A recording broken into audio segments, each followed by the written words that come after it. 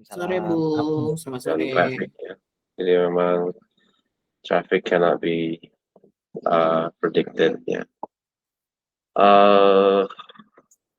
I have already put the materials for today in the Google Classroom.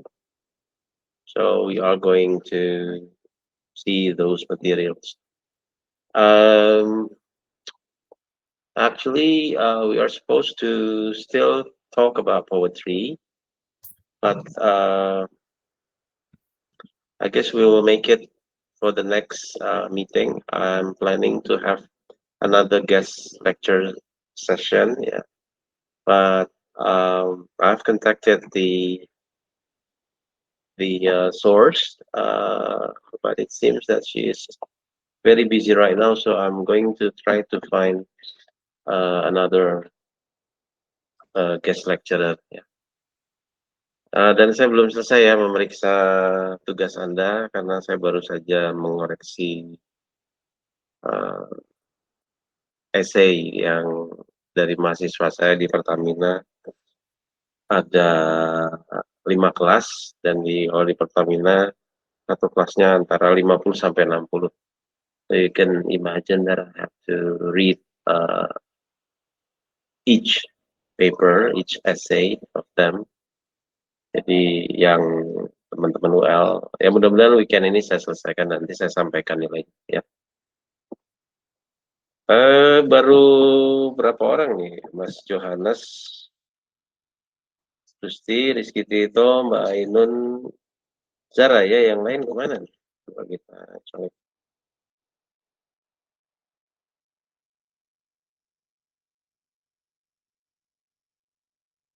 Colek dulu yang di grup nih. Apa sih? Oh ya. You guys.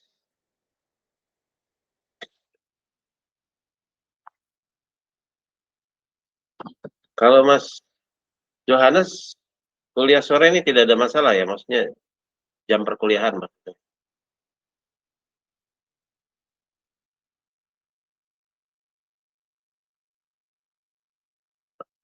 Atau Ainun ada masalah nggak dengan jam perkuliahan sore ini? Dengan jam kerja maksudnya? Sekarang saya lagi idle, Bung, jadi nggak masalah. Oh gitu ya. Ini Mbak Ainun dengan Mas Gusti saya jadikan co-hostnya. Baik, Bung. Oke, Bung. Ya, ada Reika sambil mengunyah sesuatu, Reika. Iya. Apa itu Reika Ciki ya? Atau apa? Nggak dengar dia. Ya, Reika mengunyah apa, Reika? Lapar banget, Pak, biskuit. Ya nggak apa-apa. Oh, biskuit. Nah, Mas Gusti ngiler barusan katanya pengen dibagi. Mas Gusti senangnya Oreo. Oreo rasa ubi cilembu ya. Produk baru ya. Okay, we are going to start with ada Mbak Feby juga ya. Mbak Feby seorang drifter. Balap mobil dengan cara apa namanya berbelok-belok terus tuh ya.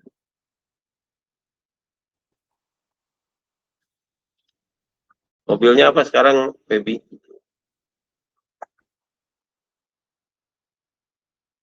BMW ya?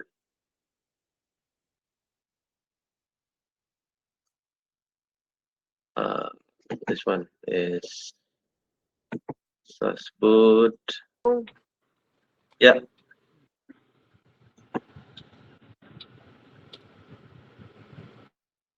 Ya, sebenarnya kita harusnya masihnya materi puisi, tapi oke lah kita mulai prosa ya. Kan sebenarnya ada there are three main materials of sastra budaya. The first one is poetry, the second one is prose, the third one is drama, yeah. But since I plan that the poetry will be a guest lecture session, yeah. So I'm planning next Thursday will be the session for our guest lecture session, yeah. Okay, can you see my screen, guys. Yes, Bung. Yes, Bung. Okay, so prose, yeah, the structure of narration. So this chapter aims to make students able to recognize the structure and the elements of narration, the difference between narration and the summary, yeah. And it is expected that students have already read the Robohnya Surau Kami by Anafis. I already put them in the Google Classroom, yeah. Nevertheless, lecturer is also free to choose other work, yeah. Okay, concept and definitions. After learning poetry, yeah, in any forms and specialties, yeah, now it's time for you to learn what is called narrative prose. Yeah, every text or every fiction is not only formed or only shaped in dialogues. Yeah, semua teks karya rekaan yang tidak berbentuk dialog yang isinya dapat merupakan kisah sejarah atau sederetan peristiwa. So this category of writing can be named as romance, yeah, novel, short story, tale, yeah, including folk tale, yeah, diary, yeah, biography and autobiography, anecdote, short funny story, jokes, yeah, and romance, and epistolary letters. Ya, jadi ada bentuk fiksi yang berbentuk surat menyurat, ya. Jadi antara si A dan si B, tapi kita bisa melihat jalan ceritanya dengan membaca korespondensi tokoh A dengan tokoh B. So as poetry, narrative prose is not monopolized by literature, but it is also found in our daily life. For example, when we read news, yeah, the report in the news, in the newspaper, or the report in the television, news program or gossip programs, yeah. Actually, we find the prose elements, yeah. And prose is more familiar to us than poetry. Why? Because the language of prose is actually the language that we use on daily life, ya. Jadi orang lebih mudah memahami cerpen, orang lebih mudah memahami novel ketimbang memahami puisi. Walaupun novel atau cerpen jauh lebih panjang dari puisi. Kenapa? Karena bahasa yang digunakan prosa itu adalah bahasa sehari-hari, ya. Kalau Anda baca cerpen, kalau Anda baca novel, actually the language, the diction is the one that we use on our daily regular basis, yeah. So what we need is to know who the characters are, what happens to them, yeah, and what is the problem, what is the conflict, how the conflict can be solved, yeah, where and when, that's the setting, yeah, and then how the conflict or how the problem is solved, ya. Intinya sebuah karya prosa itu, terutama cerpen dan novel, itu harus menghadirkan yang namanya tokoh, ya. Kemudian harus ada settingnya. Tokoh-tokoh itu mau ditempatkan di mana? Apakah di New York atau di Citayam, ya? Apakah di Jakarta atau di Helsinki, ya? Kemudian kapan? Ya, di setting itu utamanya tempat dan waktu. Sebenarnya ada 3 sih setting itu. Tempat, waktu, dan benda-benda. Ya. Tapi utamanya biasanya buku-buku prosa membahas setting itu tempat dan waktu. Ya. Jadi tempatnya di mana, waktunya kapan. Ya. If for example, Mas Gusti wants to write a short story whose geographical setting is Jakarta, for example, but the historical setting, the time is 80s, yeah. So Mas Gusti has to make sure that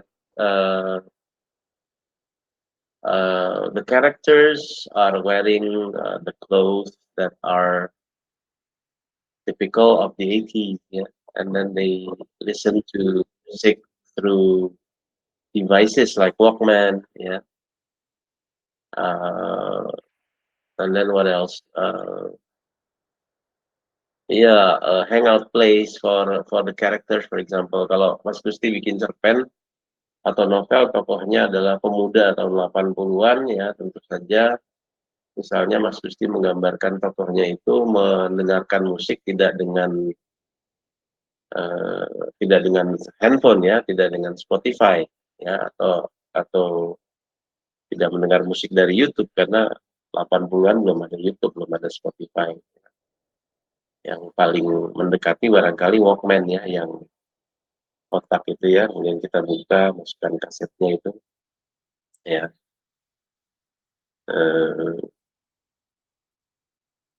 Ya, kemudian ketika si tokoh ini misalnya mau ngirim pesan pada temannya, ya, belum ada handphone, ya, paling banter juga itu hanya dimiliki oleh segelintir orang, itu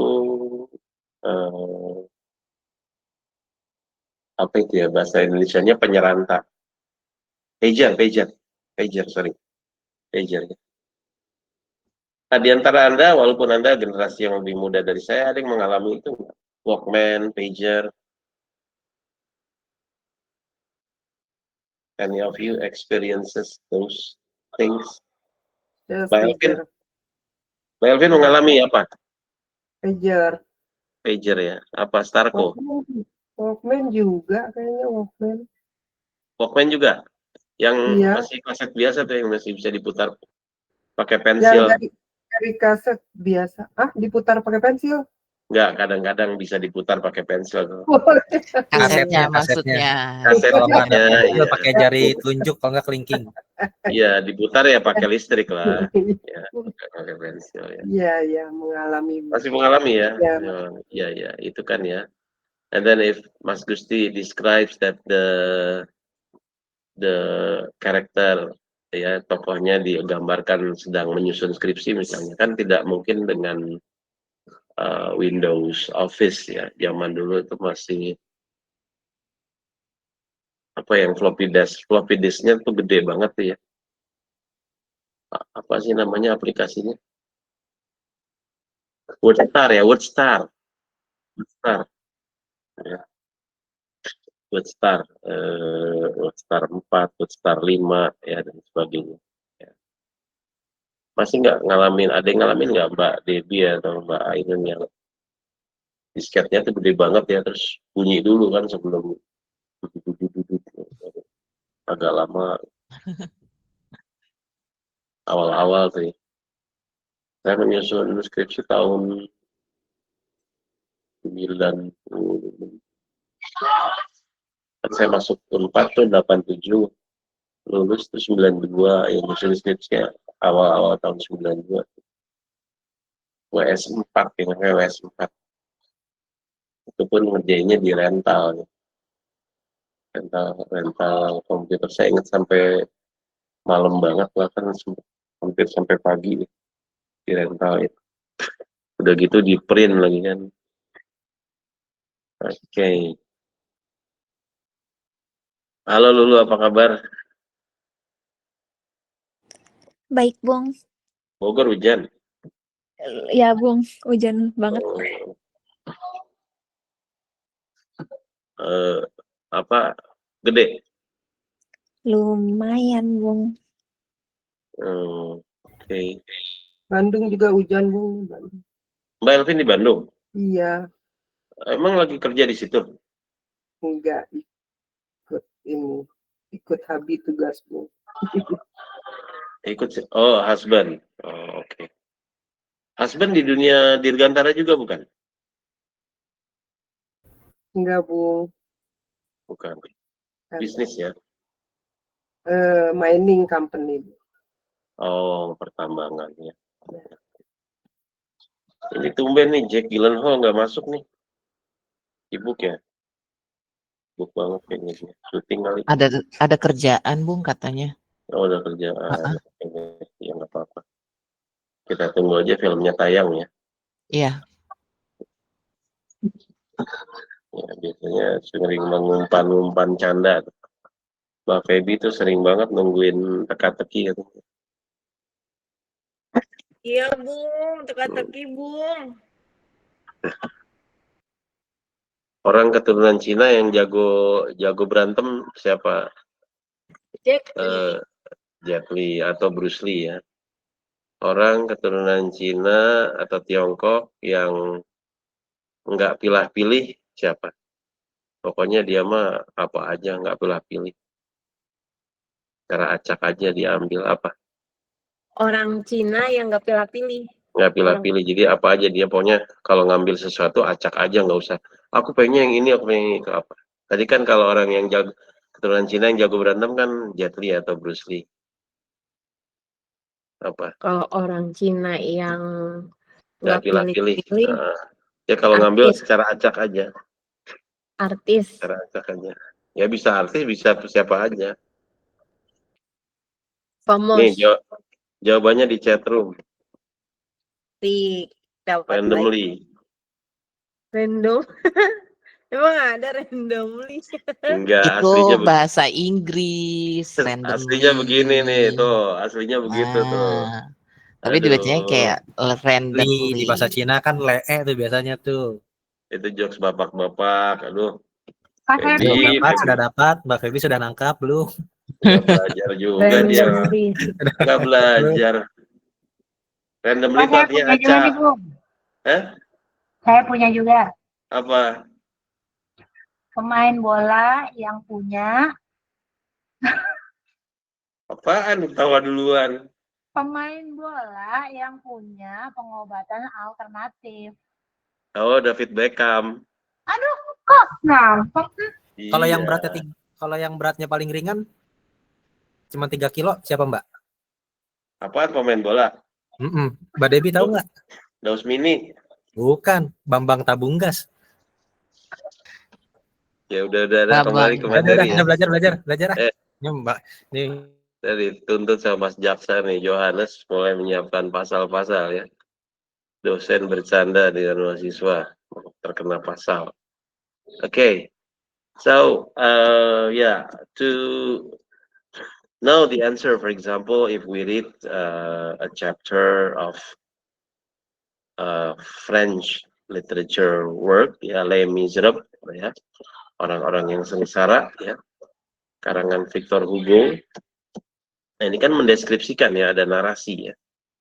Ada tanggal 5 Juni 1832 upacara yang diselenggarakan golongan Republik untuk pemakaman Jenderal Lamarck berakhir dengan kerusuhan. Di belakang barikade Jalan Chanvrerie, wilayah Les Halles, berkumpul para perusuh Jean Valjean, Marius, dan sekecil Gavroche.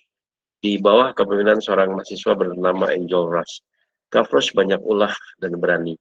Tanpa ragu dan takut ia memunguti peluru dari badan mayat-mayat dan menantang pasukan pemerintah.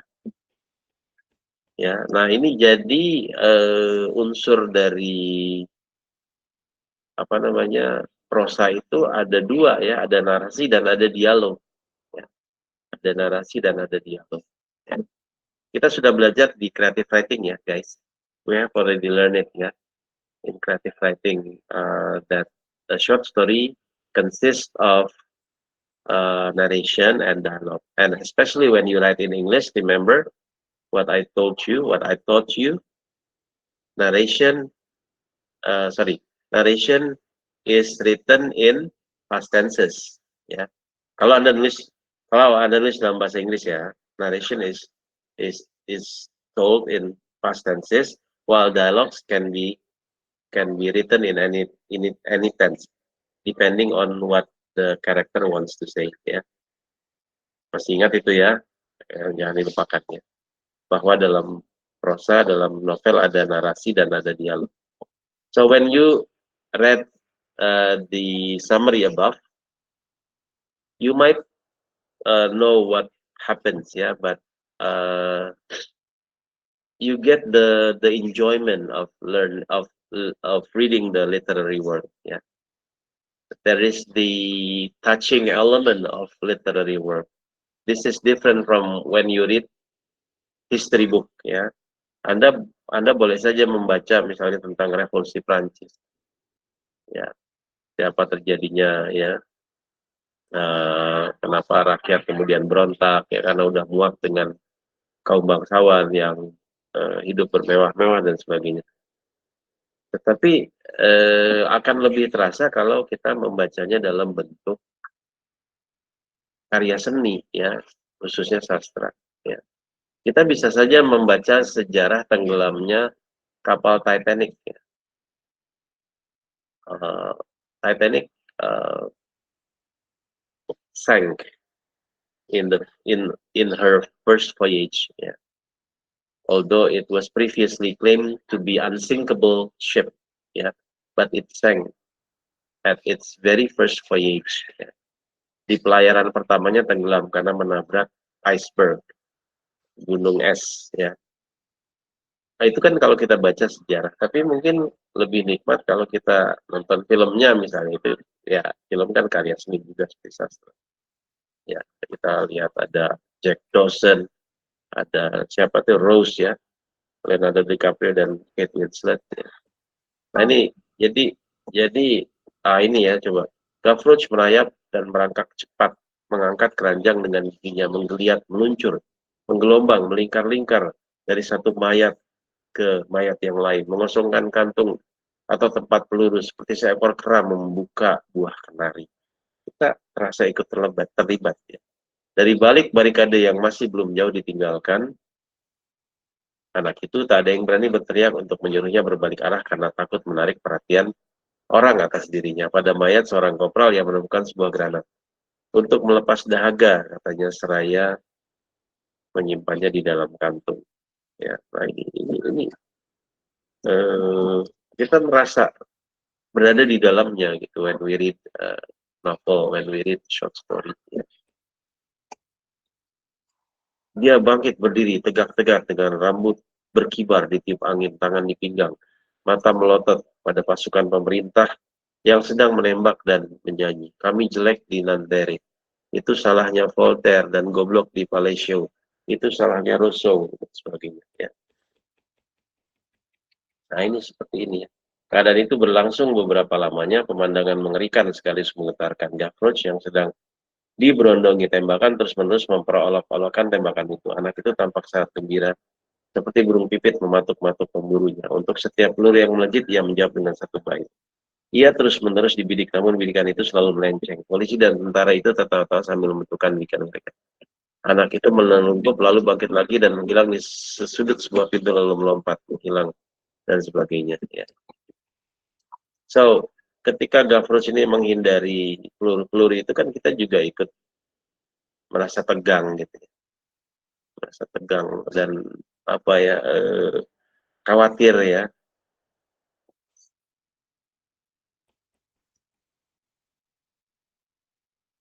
Tapi akhirnya tertembak nih ya. Namun akhirnya sebuah peluru yang bidikannya lebih terarah atau lebih jahat daripada yang lain berhasil mengenai anak lincah itu. Terlihat Gavroche terhuyung-huyung lalu ambruk. Peluru barikade menjerit, tetapi rupanya diri anak itu dirasuki ante, ya, seperti raksasa gitu ya.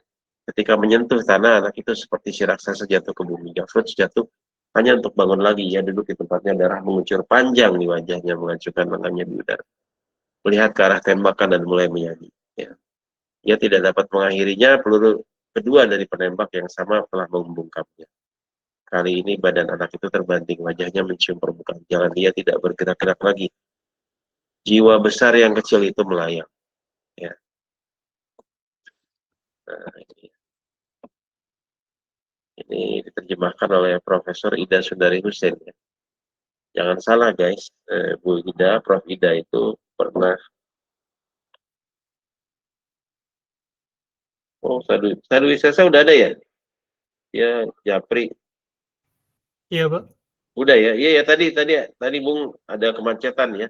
Jadi mulai telat. Iya, Pak. Ya. Ya, baca yang di grup ya, udah tadi baca ya.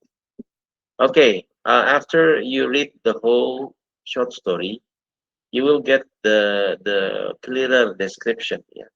Jadi kalau kita baca buku sejarah, barangkali ya imajinasi kita tidak ikut bermain. Tapi kalau tadi ya di Gavroche ini si anak ini menghindari peluru-peluru itu, kita ikut ikut masuk ke dalamnya.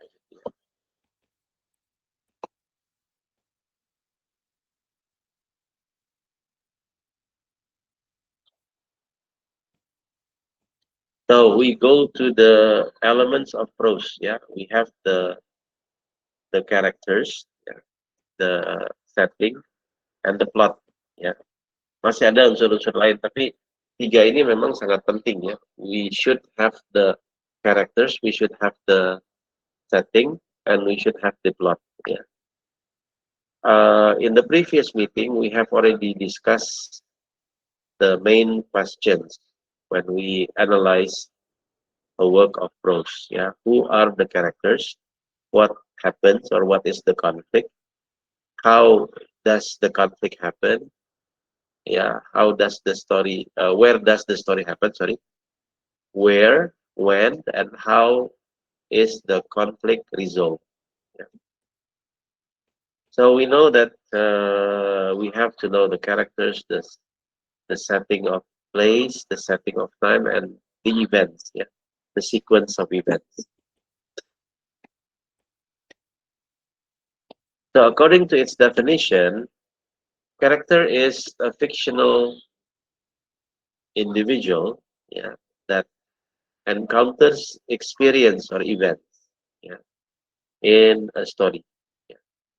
Besides the main character or the protagonist, there are also the opposite character, namely the antagonist.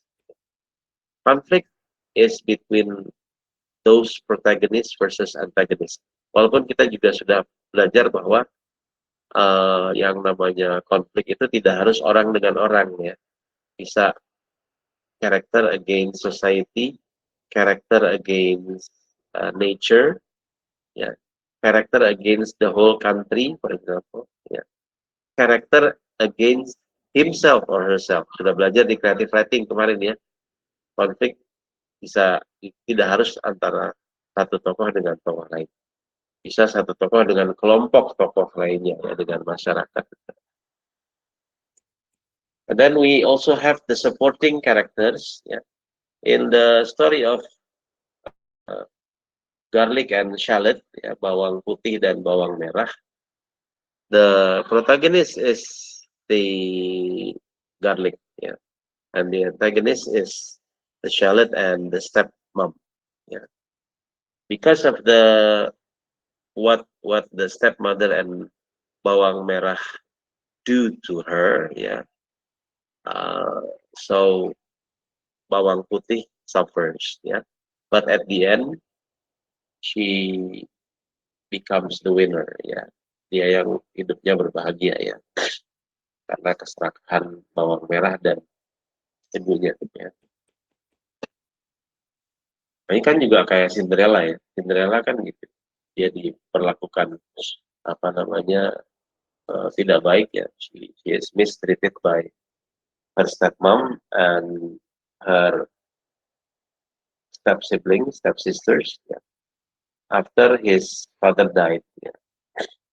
But finally, after sufferings, after lots of problems, then she can marry the Prince Charming ya. Walaupun sebelumnya ada banyak hambatan ya, sampai sepatu kacanya itu tertinggal ya, dan kemudian akhirnya pangeran mengadakan sayembara ya, dan hampir saja si Cinderella tidak bisa apa namanya pergi ke mana, ke pesta itu ya, karena dihalang-halangi ya, diberi tugas oleh ibu tirinya dan sebagainya. Untunglah ada fairy godmother, ada ibu peri ya, yang memberikan dia kereta ya, kereta, kemudian tikus-tikus menjadi ininya ya, kusirnya dan sebagainya ya. Dan akhirnya dia yang ternyata sepatunya itu, sepatu kacanya itu pas. Sorry, kejadian sepatu itu justru dalam pesta ya. Nah, tapi setelah pesta usai kan pangeran mencari ini sepatu siapa.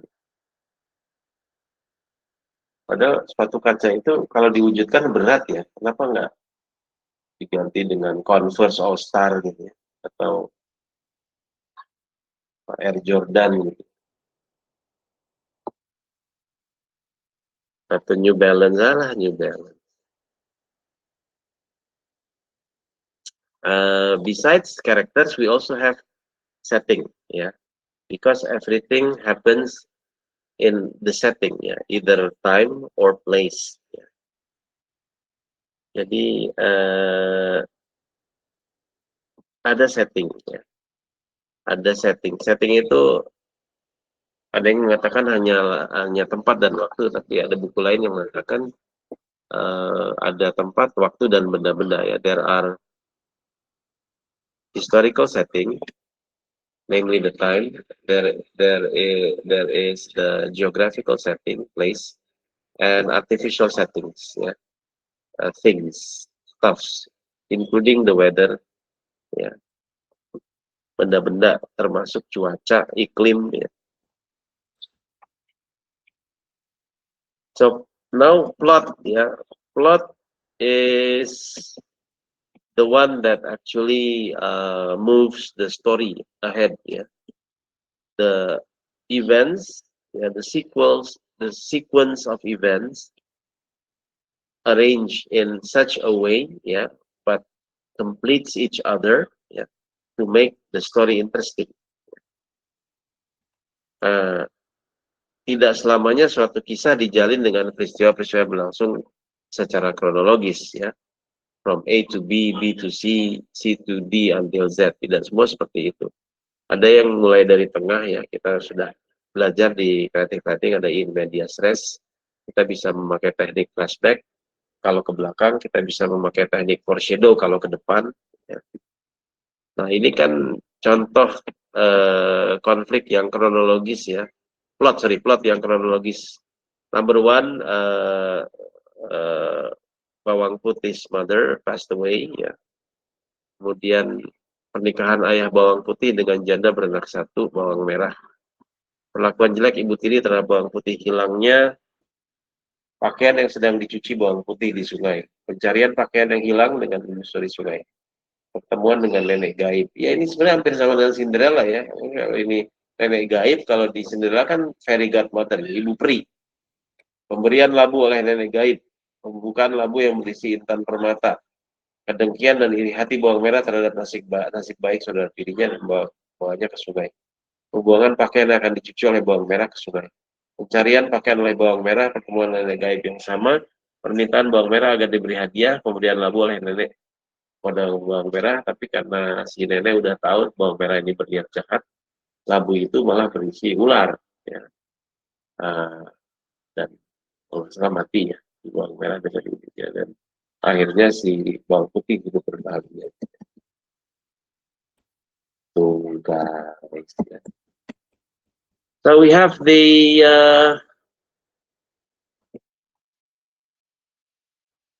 next chapter. By the way, any questions, guys, so far? Ada yang ingin ditanyakan, monggo silakan. Belum, Bu. Ya, nggak ada, ya. Ini yang hadir udah semua atau masih ada yang absen? Coba kita cek. Dwi Sesa ada, Rizky Tito, Reka, Putri Yasmin, Prasti, Lia Kartika, Malia, Lulu, Yohanes, Gusti, Feby, Elvin, Fatin, Debbie, dan Ainun, ya. Jadi barangkali yang absen Bang Jack, ya. Okay, in this chapter, students are expected to understand, ya, the aspects of narration, ya, or the narrative technique, and then the point of view, ya, point of view, ya, cara pandang. Ada yang penuturnya orang pertama, I, ya, ada yang, terutama ada dua sih, orang pertama, I, atau orang ketiga, dia, mereka, ya, he, she, they, it. Kita sudah belajar itu dalam creative writing, ya. So we don't need to repeat it again. Nah, ini dalam kisahnya pencerita sering menyebut diri aku atau saya. Pencerita akuan, ya. First person narrator. Ya. Pencerita aku adalah tokoh dalam ceritanya, tapi tidak selalu tokoh utama. Dukuh Paruk, ya, Paruk Village, with all that exists in it, ya, including the story of the grandma. I can only record it when I grow up. Ya. Apa yang kualami sejak kanak-kanak kusimpan dalam ingatan yang serba sederhana.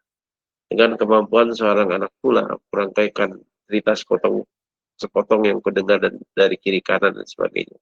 Ya. Oke. Dalam menyampaikan kisahnya, ceritanya, pohon cerita selalu mengambil posisi dalam bercerita, ya, point of view. Jika ia berada dalam cerita, ya, maka pandangannya terbatas. Kalau pakai I, terbatas, ya. Tapi kalau pakai orang ketiga, bisa lebih bebas, ya. Kalau Ainun mengarang cerpen dengan orang sudut pandang orang ketiga, third person narrator, it's a lot freer, ya. Dia bisa bercerita, misalnya Debbie dengan Lia sedang ngobrol di pengadegan, sementara Elvin dan Ainun sedang ngopi-ngopi di Kemang. Ini indah, gampang kalau kita memakai sudut pandang orang ketiga. Ya. Oke.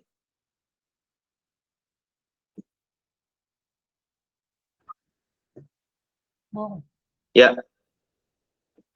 Apa, Mbak?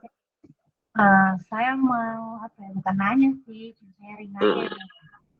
Silakan. Kita kan jurusannya bahasa Inggris nih, Bung, ya. Kan beda sama sastra Inggris. Iya. Nah, ternyata kan kita belajar juga sastra dan bahasa ya di semester ini aja ya, Bung, ya. Iya, kenapa Mbak pengen ditambah 8 semester lagi? Enggak, emangnya sastra Inggris, Bu? Maksud saya sih menyimpulkannya kenapa kita penting untuk belajar penting, ya, penting. sastra dan budaya di bahasa Inggris. Itu tuh kita harus mempelajari juga Iya. jiwa Jadi gini, sastra. betul. Jadi gini, Mbak, saya kasih ilustrasi, ya. Saya punya keponakan tinggal di Surabaya. Dia itu mengelola LPK. LPK itu apa sih? Lembaga pelatihan kerja, ya. Karena keponakan saya itu lulusan bahasa Jepang Universitas Negeri Surabaya, ya. Kalau dulu sebutnya IKIP Surabaya. Jurusan sastra Jepang dia, bahasa Jepang. Lalu sekarang dia punya LPK yang merekrut anak-anak lulusan SMA atau SMK yang pengen kerja di Jepang. Jadi disebut diberi pelatihan. Dia cerita ke saya, Om, tahu nggak, Om, yang sukses bekerja di Jepang itu ternyata bukan orang-orang yang pandai berbahasa Jepang, tapi orang yang mengerti kebudayaan Jepang. Ya. Jadi ternyata misalnya gini, dia kasih contoh. Orang yang jago bahasanya, tapi kerjanya biasa aja, ya, itu biasanya suka gagal dan suka malah baru 3 minggu, baru 2 minggu kerja di Jepang malah udah frustasi, ya, pengennya pulang atau. Tapi yang orang yang bahasanya biasa-biasa aja, tapi dia ngerti kebudayaan Jepang, ya, misalnya gini, konsep bersih. Nyata gini, konsep bersih orang Jepang dengan kita beda. Kita udah ngebersihin nih misalnya. Kita nganggap udah bersih, orang Jepang belum tentu. Nah, budaya itu bisa dipelajari dari produk-produknya. Nah, produk budaya itu salah satunya adalah sastra. Jadi makanya kalau di Fakultas Sastra itu biasanya hanya ada 2 pengutamaan, yaitu pengutamaan sastra dan pengutamaan linguistik. Nah, linguistik kalian udah tahu, ya, dari mulai fonologi, morfologi, sintaks, ya, pragmatik, itu semua ilmu bahasa. Nah, itu sastra ini jadi kita itu berbahasa bisa tahu konteksnya, bisa tahu budayanya through literature. And literature is actually the the main device for us to understand culture. Ya. Kita tahu bagaimana orang Amerika bersikap, ya, bagaimana orang Amerika cara menyatakan dirinya, itu kan dari pelajaran-pelajaran sastra dan budaya. Jadi kalau cuma tahu bahasanya, biasanya orang akan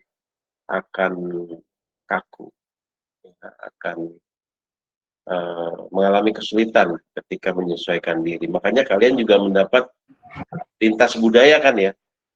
Mata kuliah lintas budaya ada ya? Iya, ada. Nah, itu ya. Nah, itu penting. Ya. Jadi saya dong ya. Kesulitan menganalisa sastra kemarin itu puisi, karena kita tuh belum kenal banget sama budaya mereka ya, Bung. Iya, salah satunya itu. Dan juga gini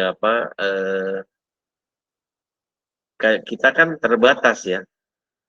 Kalau Anda di Fakultas Sastra ya, misalnya di UI atau di Unpad ya, itu kan belajar sastranya banyak, jadi kita pelan-pelan. Kalau ini kan memang terasa agak dicekokin karena padat, jadi cepet banget, instan. Betul ya. Jadi kalau di mana di sastra Inggris misalnya yang saya alami itu yang namanya belajar prosa itu dari tahun pertama, tahun kedua, tahun ketiga tuh masih belajar, bahkan tambah banyak. Misalnya kalau yang tahun pertama hanya cerpen-cerpen, nah, yang kedua tuh udah novel makin panjang, jadi begitu. Tapi kita jadi tahu kan bagaimana filosofi orang Inggris, filosofi orang Amerika. Jadi seperti itu. Dan lagi begini, kalau kita rajin membaca, ya, trust me, the most effective way of gaining vocabulary is through reading. Ya. Berdasarkan research, cara paling cepat untuk menambah vocab kita, kosakata kita hanyalah dengan membaca. Ya. Ya, novel-novel in English gitu ya. Ya, in English dan sebagainya. Ini kadang-kadang saya berikan juga materi bahasa Indonesia supaya menjembatani lah. Karena kan sebenarnya ilmu menganalisis karya sastra ini kan universal kan. Bisa dipakai untuk menganalisis cerpen bahasa Indonesia, bisa dipakai menganalisis cerpen bahasa Inggris juga. Ya. Okay, any other question guys?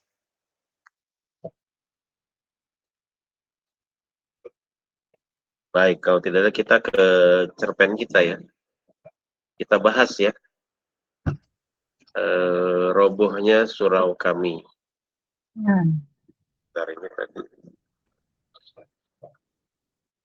Kita baca bareng deh. Saya percaya banyak juga yang belum baca ya. The falling of our surau ya. Surau is a little mosque.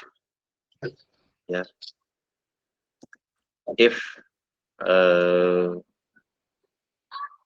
years ago, yeah, you come to my hometown by bus, you will drop by near a market, yeah, and about 1 kilometer from the market, you will find my village. You would find my village in a little intersection to the right, yeah, to the 5th crossroad, yeah, you turn to the narrow street, and at the tip of the narrow street, you will find an old little mosque, yeah. And in front of the mosque, there was the fish pond, whose water was flowing towards the 4 fountains, yeah.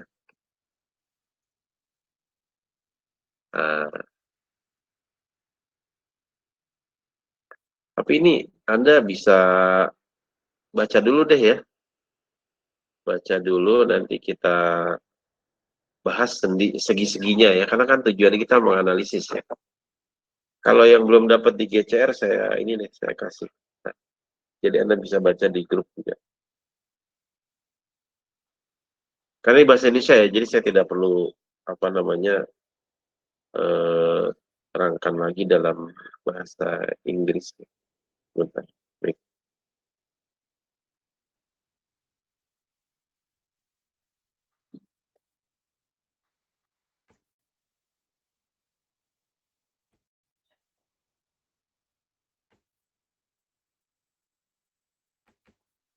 Prasti, apa kabar Prasti?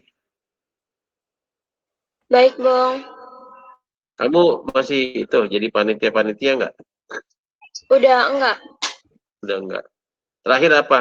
Obspek itu PPKMB masih. Iya, terakhir PKKMB kemarin. Jadi apa? Bagian apa kamu? Saya bagian bendahara. Kalau Zara juga ikut aktif di kepanitiaan. Udah enggak, Bang. Udah enggak. Terakhir Iya. ikut apa? UKM atau apa? UKM atau ini? Iya, terakhir ikut event kayaknya Halloween, acara Cultural Day tahun lalu. Oh, Cultural Day. Oh ya, sebentar lagi ada lagi ya? Kalau nggak salah ya, saya lihat di Iya, Instagram betul. UL. Itu tanggal berapa ya? Saya Saya lihat sih kurang tahu sih, Bang. ada latihan apa namanya Morris Dance ya dan sebagainya ya.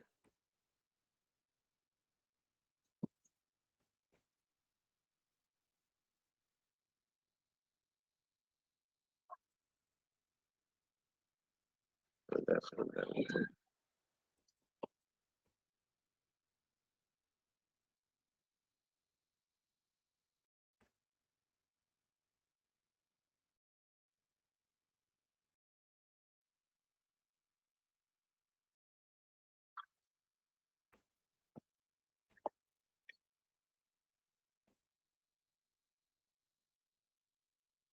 Bentar ya. Saya suka.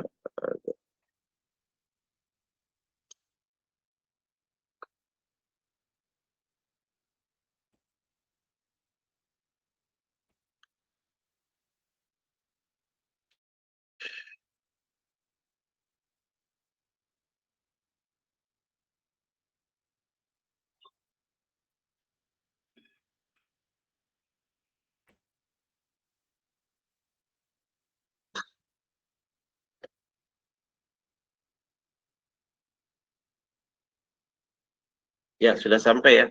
Tolong dibaca dulu ya, nanti kita diskusikan. Ya.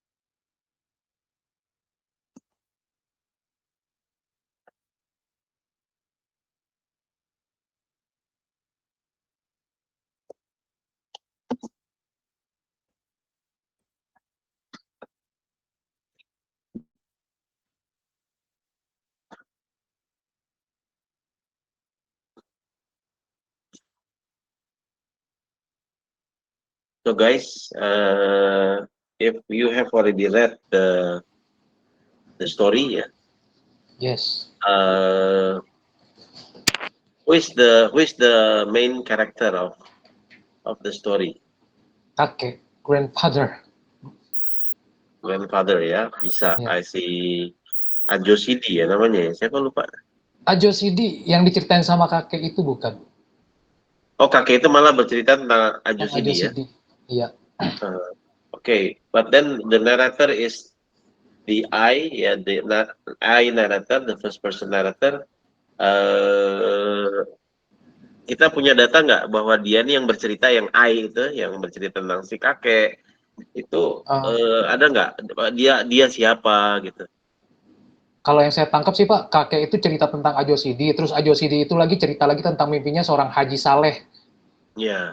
Jadi cerita dalam cerita, kalau nggak salah ya. Kayak filmnya Leonardo DiCaprio ya, Inception ya. Jadi itu ya. Ya, tapi intinya kan ini kalau settingnya ini di Sumatera Barat kayaknya ya.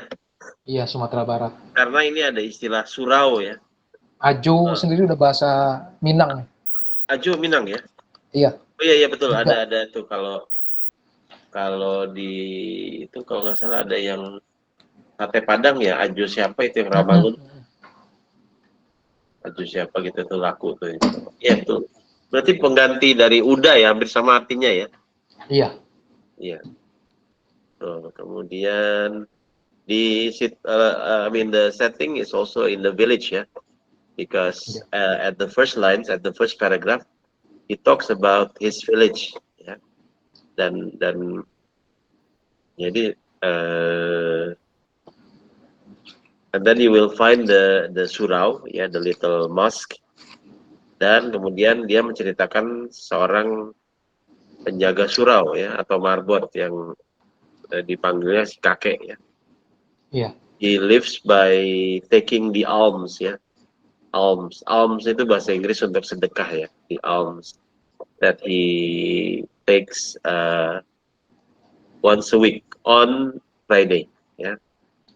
And then every 6 months he has like 1/4 of the harvest of the goldfish in the pond ya.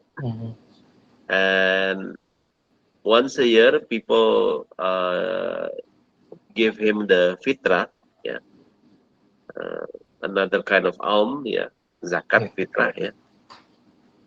But as a garin itu ternyata seorang pengasah pisau, ini bahasa Minangnya kayaknya ya. Oke, ya tapi yang berkesan bagi si tokoh ini adalah cerita si kakek ya. Si kakek tapi udah meninggal kakeknya ya, tapi dia ingat bahwa ketika itu suatu hari aku datang pula mengupah kakek, biasanya kakek gembira ya, tapi sekali ini kakek begitu muram ya. He was sitting ya, with his knee straight upward ya, supporting his hand and his chin ya. He got blank sight ya, as if something is conflicting in his mind ya. Kemudian dia tanya ya, karena dia sedang memegang pisau ya, pisau cukur. Ini pisau siapa? This knife, who does it belong to? It Ajo Sidi's knife. Ajo Sidi ya. Kemudian dia bercerita ya, kakek tak menyahut, maka aku ingat si Ajo Sidi, si pembual itu, sudah lama aku tak ketemu dia ya. Someone who likes to bluff ya, someone who likes to what is it, to tell good things about him, which is actually part of it is lying ya.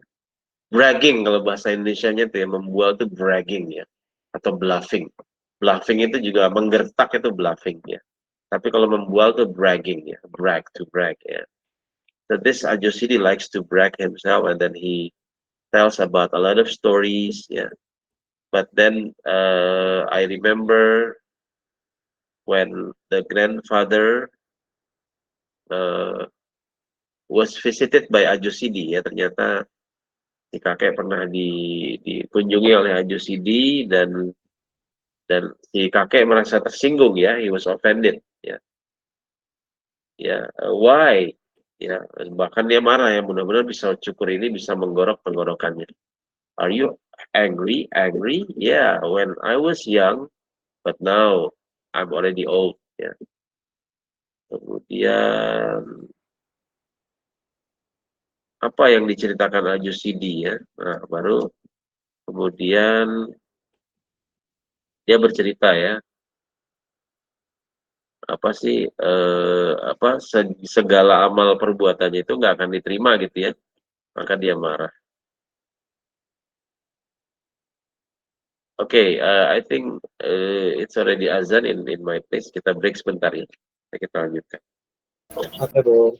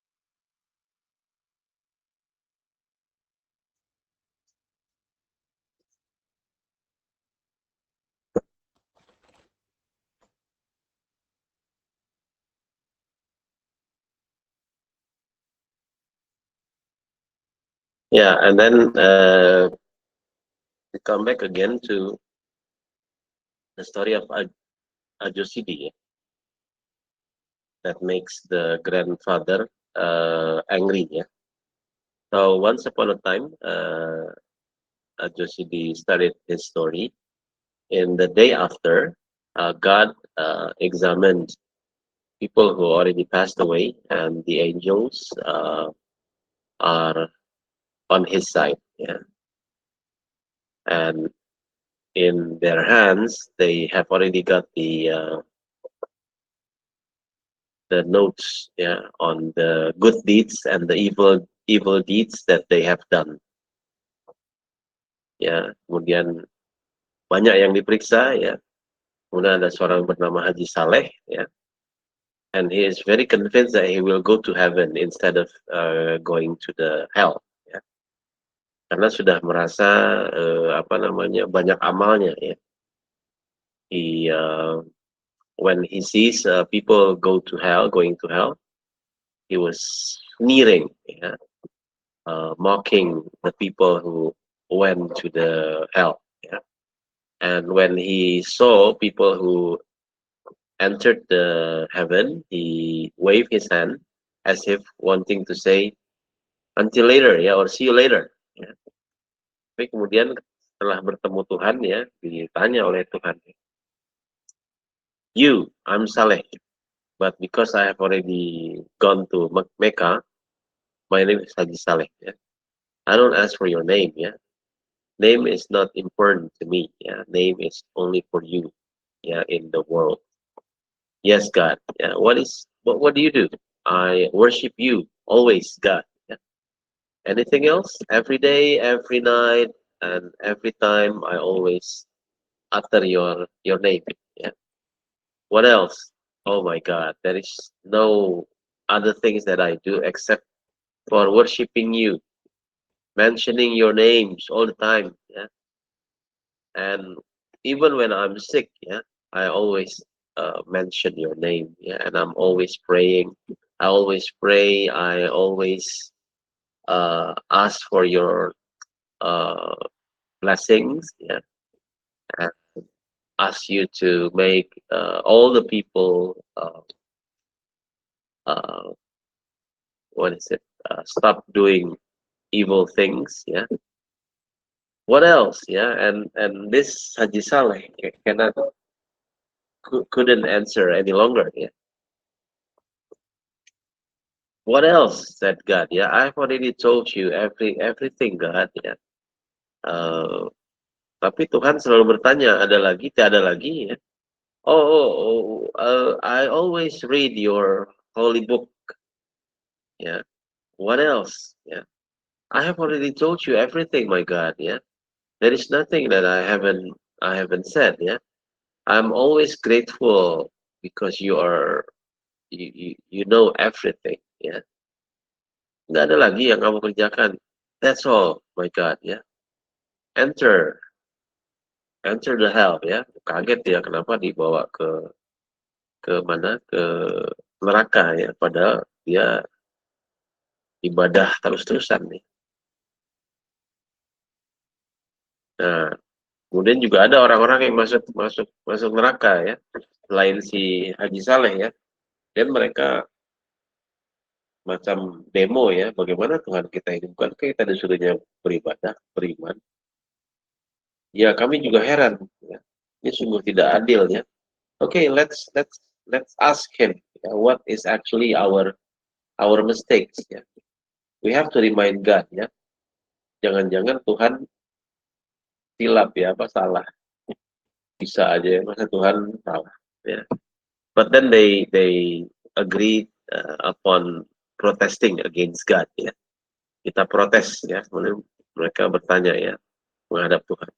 Kalian mau apa ya? Haji Saleh, oh Tuhan, kami yang Maha Besar ya, we are now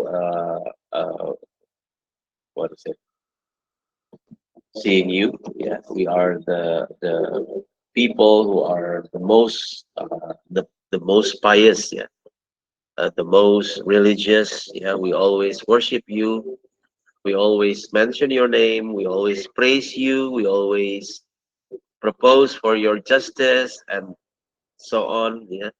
We memorize the verses of your holy book. Yeah, we don't want to be making mistakes when we read the holy book. Ya. Pokoknya sebuah kebaikan itu. Ya. Kalian tinggal di mana di Indonesia, Tuhan? Oh, negeri yang tanahnya subur itu ya. That country with the fertile land. Ya. Betul Tuhanku ya. Yes, my Lord. Ya. Tanah yang maha kaya, penuh dengan logam, minyak dan berbagai bahan tambang lain, bukan? Iya betul ya. Di mana tanahnya begitu subur sehingga tanaman tumbuh tanpa ditanami, benar itulah negeri kami ya. Negeri yang diperbudak oleh orang negeri lain, iya Tuhan, sungguh laknat penjajah itu. Dan hasil tanahmu mereka yang mengeruknya lalu diangkut ke negerinya, bukan? Benar Tuhan. Ya. Engkau rela tetap melarat kan? Benar, kami rela sekali. Karena kerelaanmu anak cucumu juga tetap melarat, bukan? Sungguh anak cucu kami melarat, tapi mereka semua pintar mengaji. Kitabmu mereka hafal di luar kepala. Tapi seperti kamu juga, apa yang disebutnya tidak masuk dalam hati, bukan? Ada Tuhan. Kalau ada, kenapa engkau biarkan dirimu melarat? Sehingga anak cucumu teraniaya. So, is it wrong to worship you in the world? As I said, no, it's not. Oh, your mistake is because you always think about yourself. Yeah, you are afraid of entering the hell. That's why you worship me. Yeah. But you forget your own people. You forget the life of your own wife and children. Yeah, so that they live in poverty. They live in hardship. This is your biggest mistake. You're too selfish. Yeah. Kemudian si Ajus ini si cerita ini yang membuat si kakek murung ya. Nah, ternyata besoknya ketika si Topas ini, Ai ini datang, kakek itu sudah mati ya, bunuh diri dengan pisau cukur itu. Astaga, Ajusidi yang bikin gara-gara ini ya. Lalu ternyata Ajusidi udah pergi ya. Kemana dia? Kerja, iya dia pergi kerja. Ya. Dan sekarang tanyaku setelah kehilangan akal sungguh mendengar segala peristiwa oleh perbuatan Ajusidi, dan sekarang kemana dia? Ya kerja, si Ajusidi ya kerja ya. Okay. So if we have to analyze the character. We have the character of the I narrator, yeah, the I narrator, and then the grandpa, yeah, and Anjosidi. Yeah, there are 3 characters. Yeah.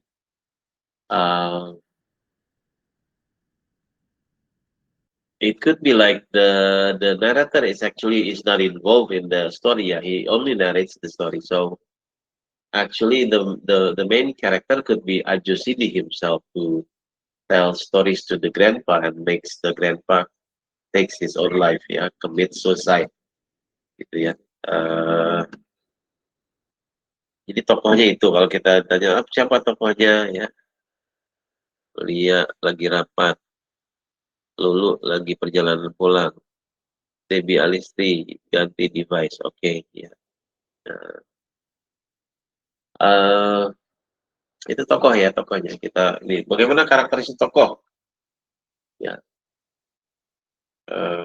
the grandpa is probably having a temper, ya, agak pemarah. Ya, kenapa? Ya, kita explain kenapa pemarah.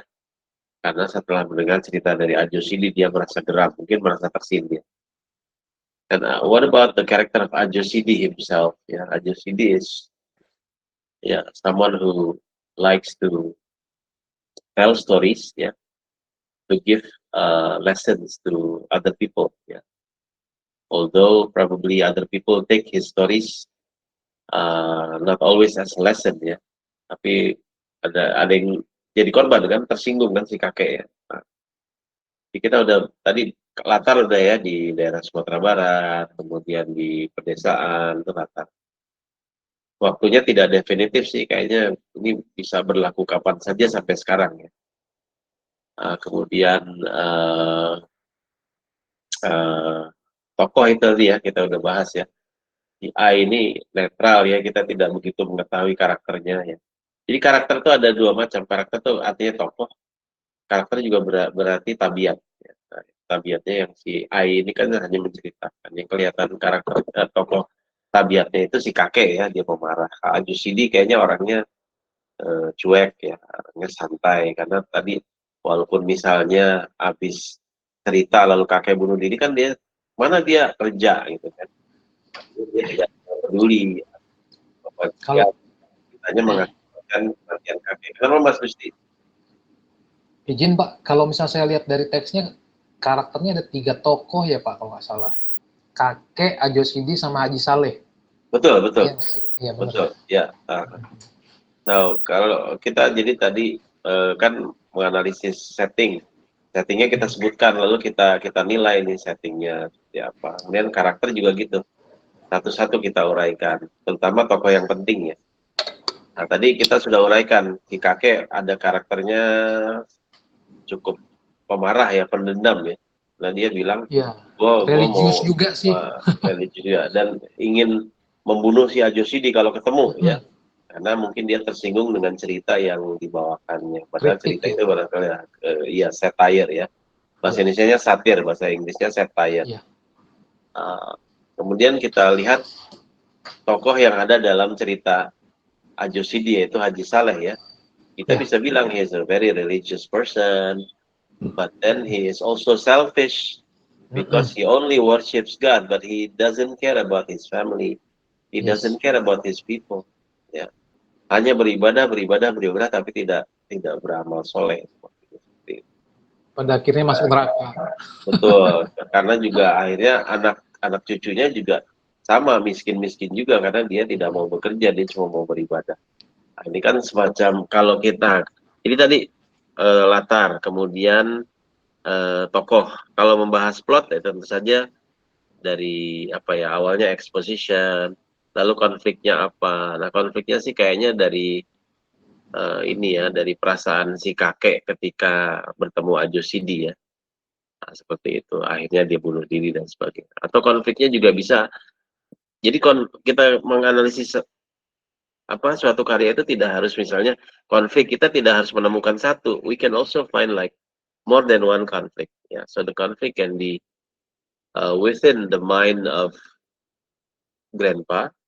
It can also within the mind of Haji Saleh, who is being examined by God. ya seperti itu. Nah, kemudian tema ya tadi kalau Mas Johannes bilang sindiran, nah ini kita bisa bilang what is the theme of the story? It could be like the message of the story is to be a satire, menjadi sebuah sarcasm, ya it's also a sarcasm, a sarcastic word, criticizing people who only try to devote themselves to God, but then they forget about anything else. They forget about the worldly affairs. Mereka melupakan urusan-urusan duniawi dengan alasan bahwa mereka pengen beribadah penuh. Ya, ada kok orang-orang seperti ini dalam dunia nyata sampai sekarang.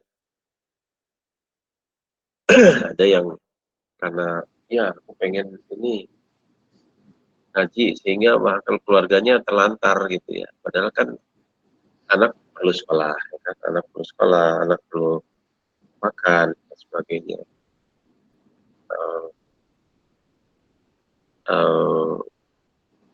Saya kira semua agama kan mengajarkan keseimbangan misalnya. Iya. Kristen yang lain pun dunia dan akhirat harus seimbang. Artinya jangan terlalu orientasi dunia, tapi juga jangan terlalu orientasi akhirat, gitu. Karena dunia justru bekal bagi akhirat. Itulah. Nah, itu tema ya, message-nya. Kemudian kalau kita ditanya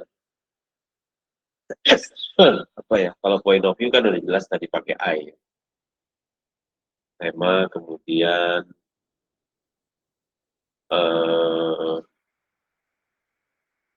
bahasa ya, bahasanya juga menggunakan ragam bahasa yang lugas. Minang Melayu ya. Ya, tapi kan ini pakai bahasa Indonesia ininya. Oh iya. Ya.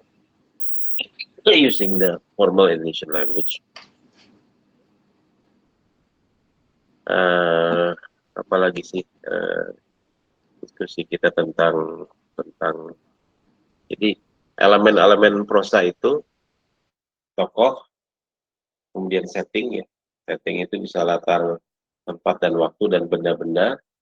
Nah, kalau misalnya kita bahas latar benda, tadi kan latar waktu sudah kita bahas, latar tempat sudah kita bahas. Latar benda ini yang penting adalah pisau kan nih. Karena itu yang akhirnya mengakhiri hidup si kakek. Dan sebenarnya si kakek itu kan juga profesinya pengasah pisau ya, garin itu seperti tadi ya. Nah, jadi pisau menjadi barang yang penting. It's a vital part, a vital item in the story because it determines the fate of the grandpa who finally commits suicide because he is too offended hearing the story from Majusidi. Ya. Jadi karakter ya, tokoh, plot itu rangkaian ceritanya ya, diawali dengan apa, kemudian konfliknya apa, kemudian penyelesaiannya seperti itu plot. Kemudian tema tadi ya, message of the story. Kemudian apalagi ada tone nanti, tone ya, language style and tone. Ada apa namanya, tokoh juga pembagiannya ya, ada yang protagonis, antagonis, ada main character, minor character, nanti ada tokoh yang disebut dynamic character, ada yang namanya static character. Ya, dynamic character is a character that has changes or development. Ya, yang ada perubahan. Perubahannya bukan perubahan fisik ya. Perubahan itu tabiat. Jadi misalnya tokoh itu di awal cerita dia penakut. Tapi kemudian menuju tengah cerita dia menjadi agak berani. Nah, itu udah dynamic. Jadi perubahan atau perkembangan dalam tokoh itu tidak harus drastis, misalnya dari penakut banget jadi berani banget. Bisa nggak terjadi? Bisa, tapi kan dalam kehidupan sehari-hari kan juga biasanya orang berubah itu juga berangsur-angsur kan. Ya. Misalnya dari pemabuk, penjahat gitu ya, tiba-tiba langsung jadi orang soleh totally gitu kan. Gitu. Tapi misalnya dari pembunuh bayaran, kemudian dia terpikir untuk menghentikan pekerjaannya, itu sudah changes di dalam analisis kita. Ini kita belum untuk proses, kita belum mulai menganalisisnya. Nanti seperti itu cara menganalisis. That every subtle change is a change. Jadi bisa kita kategorikan sebagai tokoh yang dynamic, ya, instead of static. Ada tokoh utama, tokoh penunjang, ya, main character, minor character, main bisa disebut juga major, kemudian ada protagonis dan antagonis. Dan ingat, di creative writing sudah dipelajari, protagonis tidak harus selalu orang baik, ya. Protagonis yang penting adalah pusat penceritaan. Mau dia orang baik, orang jahat, ya, walaupun kadang kalau kita bicara tentang genre cerita action, memang protagonis itu biasanya jagoannya kan, antagonis ya musuhnya gitu ya. Misalnya Arjuna melawan Rahwana, itu kan kalau cerita laga itu kan hitam putih biasanya. Tapi kalau dalam pembahasan tentang protagonis, sebenarnya protagonis bisa siapa saja, ya. Bisa seorang pembunuh bayaran yang dia berkonflik dengan dirinya sendiri, ya, mau berhenti membunuh orang atau mau terus, ya. Kalau berhenti mungkin dia kehilangan uang, kalau terus dia merasa berdosa, nah itu. Any question, any more question? Ini masih intro, ya, intro to prose. Nanti masih berikutnya setelah sesi dosen tamu kita akan masih bicara prosa, masih belum ada tugas. Kalau nanti mungkin nanti tesnya masih menganalisis puisi, ya. Anything else? Ayo tanya, jangan hanya Mas Yohanes, silakan Mas Pilot. Mas Gusti, minggu ini udah terbang lagi belum? Belum, Pak. Saya masih ngelamar-lamar terus. Oh, jadi dalam statusnya ini apa namanya, menunggu gitu ya? Ya, kalau yang di Jogja itu kan saya udah bisa dibilang hampir nggak aktif. Jadi sekarang kan lebih banyak di Karawang, kuliah aja. Jadi sambil nyari gitu. yang kontrak gitu. Kalau kontrak nanti juga perorangan lagi atau perusahaan? Nyari yang perusahaan aja, Bung, yang airline aja. Iyalah. Tapi Anda boleh menerbangkan misalnya Airbus gitu yang gede itu. Boleh, kan nanti ada training dulu. Jadi setiap pesawat itu harus sekolah lagi. Oh gitu ya. Jadi misalnya Anda diterima di Garuda, itu Mas Gusti wajib training ya? Wajib, karena kan saya belum punya license untuk bawa Boeing. Tapi itu trainingnya itu simulator atau beneran? Simulator dan beneran. Kayak sekolah lagi, Bung. Jadi kayak paling lama paling 3 bulan, paling cepat sebulan. Tapi tidak perlu membayar kan, karena sudah direkrut kan? Harusnya. Tapi ada yang minta rating sendiri. Rating tuh ya tadi. Tapi kalau misalnya, kan tadi simulator dan praktek pesawat sesungguhnya itu sudah bawa penumpang atau kosong? Bawa teman-teman sendiri. Oh, jadi ada pemandunya ya? Ya, nanti kayak sekolah lagi ada instruktur, siswa-siswanya ikut. Ya, biasanya terbangnya jam 2 malam. Kayak di ini Suta. ya, kayak orang latihan nyetir mobil ya berarti kan? Kalau rame-rame kan gitu ya?